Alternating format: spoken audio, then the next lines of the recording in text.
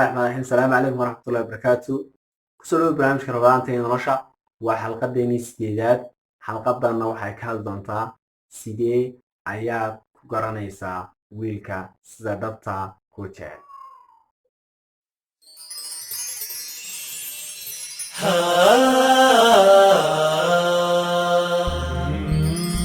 صوم صوم صوم بشهر رمضان صوم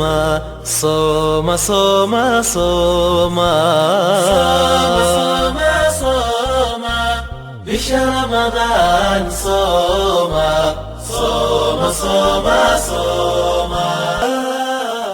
Wadaxwey waa uu ku daryeelaya qodobkiina wadaxwey waa uu ku daryeelaya adiga ayuu ka fikiraya caafimaadkaaga waxa uu weydiinaya caafimaadkaaga markastoo nuugsan tahay waxa uu isku dayayaa si fudud inuu kaaga saaro murugada markasta oo faraxsan tahayna waa adiga garabkaaga sidaa daraadeed haddii uu ku daryeelayo astaanta aad ka heshay waa haweey qof si dhab adiga astaantiina labaad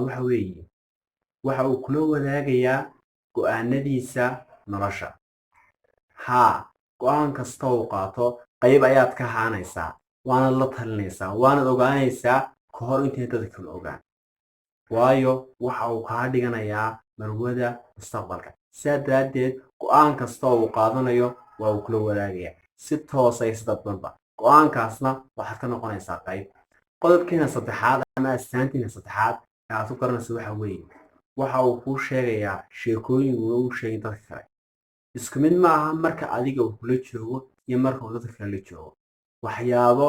aanu u ogoleyn ogaadaan dadka kale ayuu adiga kuu sheegayaa hadduu astaantan leeyahay wiilka aad la socotaa waa mid si dhaba ku jecel qodobkeena afaraad mid ka mid a qodobada ugu muhiimsanna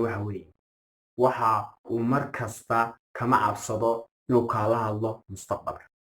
haddii aad la timaado liiska carruurta aad wada dhali doontaan iyo aqalka aad wada degi doontaan ma aha mid ka wareega tobigana bedela laakiin waa mid ku farxa soona dhoweeya mararka qaar isagoo kaala hadla arrintaas maadaama uu rabo inaad noqoto boqoradiisa qodobkeena shanaad ahna mid ka mid ah astaamaha ugu muhiimsan ee aad ku garatanayso waxa uu ku barayaa ehelkiisa isagu ma aha mid qarsoon ma aha mid adiga ku qarinaya waxa uu ku barayaa asxaabtiisa iyo ehelkiisa maxaa yeelay waxa uu diyaar u yahay inuu adduunyadoo dhan u sheego inaad tahay gabadhii uu wadnihiisu doortay intiina ugu dambaysa ama qodobkiina ugu dambaysa ku garanayso waxa uu jecel yahay mar walba inuu adiga kula joogo haddii mar walba uu kaa codsado inaad adiga garabkaaga ahaado inaad inagu wada joogtaan mar kastoo uu kula jeegona ayna dhoola caddayntu ka faaruqin wejigiisa waa qof adiga si dhaba kuu jecel qofkaas maxaa yeelay waxa uu rabaa inuu adiga kaa dhigto boqoradiisa keliya ma raba inuu adiga boqoradiisa kaa dhigtee waxa uu rabaa inaad isku noqotaan boqor iyo boqorad haddaba haddii wiilka aad la socoto astaamahan aad ka heshay fadlan ha sii dayn waa wiilkii lagugu talagalay ama qaybta kale ee lagu abuuray waxaan rajeynayaa inaad dhisan doontiin qoyskiina mustaqbalka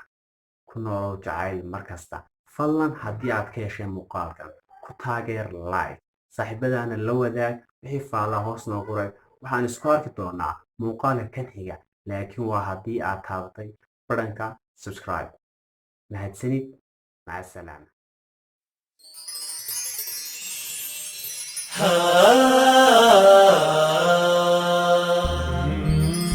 صوم صوم صوم